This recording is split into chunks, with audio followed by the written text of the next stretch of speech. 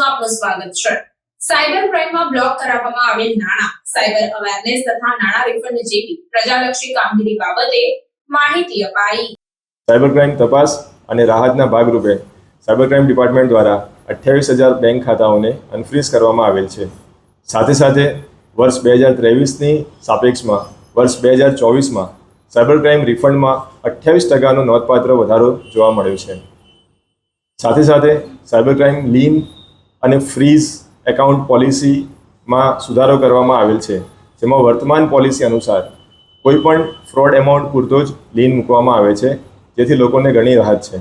વર્તમાન સમયમાં 3-4 specific modus ઓપરેન્ડીથી cyber crime વધી રહ્યાનું નોંધવામાં આવી રહ્યું છે, જેમાં stock market investment scam, digital error scam, loan app harassment અને ઇમ્પર્સોનેશનના કેસીસમાં વધારો જોવા મળ્યો છે।